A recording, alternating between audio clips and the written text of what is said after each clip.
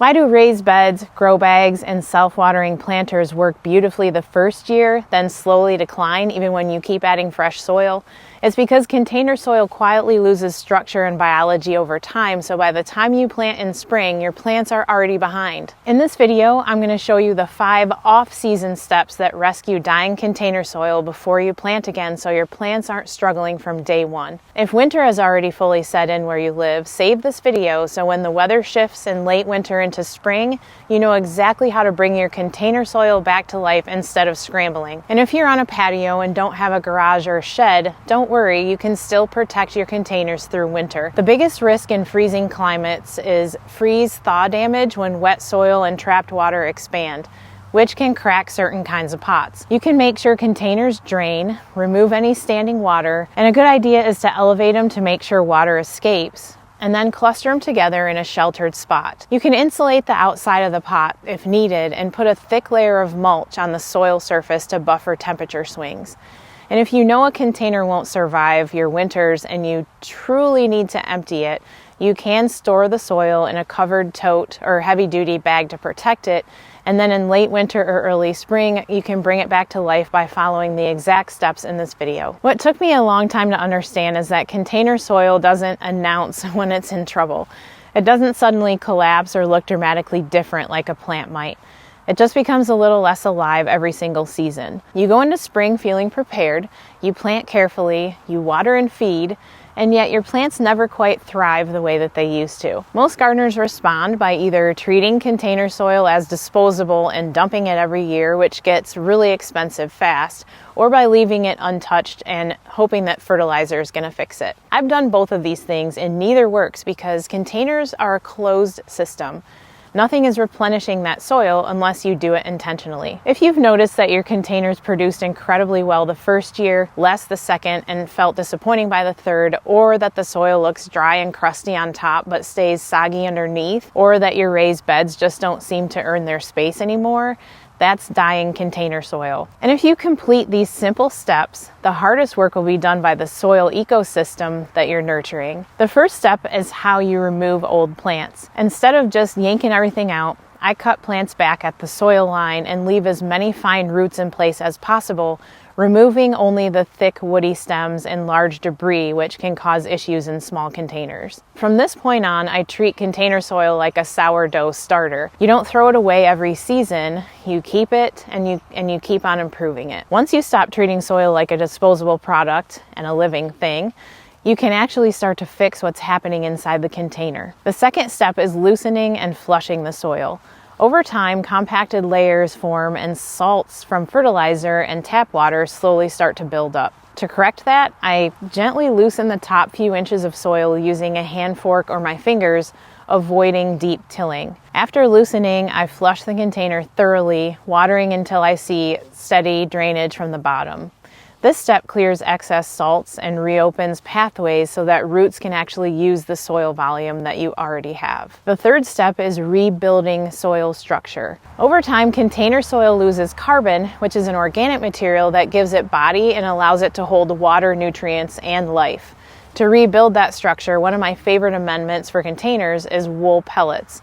They improve soil structure by reducing compaction, increasing aeration, and improving water retention. As they slowly break down, they add organic matter that makes soil lighter, fluffier, and more crumbly, creating space for air, water, and stronger root growth. This is also a good time to think about self-watering planters specifically, especially if you live in a climate with freezing temperatures. My self-watering planters are Easy Cube ones from Vigo, and I also have a rolling planter.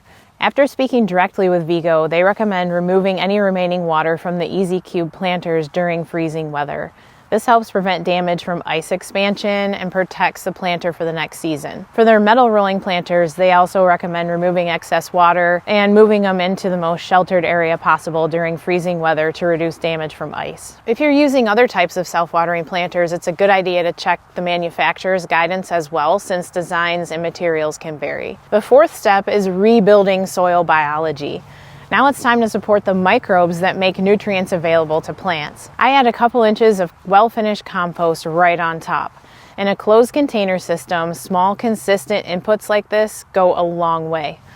If your winter is long and cold, think of this as like setting the table. When spring comes, the soil biology is going to wake up and it's ready to start eating and working the soil for your plants. Now there's one important distinction to make if you're growing perennials in containers or grow bags, because the approach changes slightly. Don't skip the compost. You just side dress and gently work it around the existing plants. What really changed how I think about the soil ecosystem was understanding what living roots actually do for soil and what they don't do once a plant dies. While a plant is actually growing, its roots release compounds that feed soil microbes right where they live. That living relationship does far more than compost ever can on its own. Compost is incredibly helpful, but it takes years for the microbes to eat it.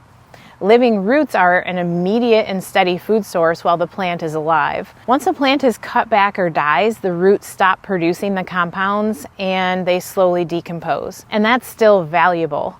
As organisms break the roots down, they release nutrients and improve the soil structure. That's why I often leave smaller roots in place, especially in raised beds, and let them break down naturally instead of pulling everything out and disturbing the soil. That underground process continues even when things slow down in the winter, though in cold climates it becomes much slower. Containers are a little bit different because large or slow decomposing roots can interfere with drainage or create other issues, so in pots I'm more selective about the roots that I leave.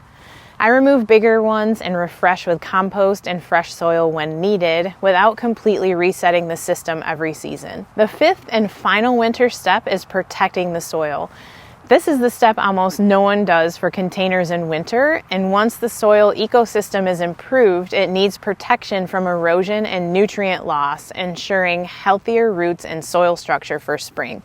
I cover the surface with at least a few inches of mulch, whether that's shredded leaves, pine straw, wood chips, or clean plant material. After you chop and drop something, the plant material that you chop down becomes a natural mulch. Cover crops are another way to protect and improve soil health. I had a lot of success in my larger garden planting them in the fall, and I'd plant things like oats that would winter kill and then form a natural mulch over the winter, along with hairy vetch that would go dormant and then start growing again in late winter into early spring. It's not something I consider necessary for most small containers, but it can be a very useful tool when the size and timing make sense. Fixing your container soil is the best foundation you can give your garden, but it doesn't automatically mean your garden will feed you better next season. That's why soil prep and planning have to work together. And if you haven't watched my 5-step garden planning video yet, definitely you don't want to miss it, because that's the missing piece.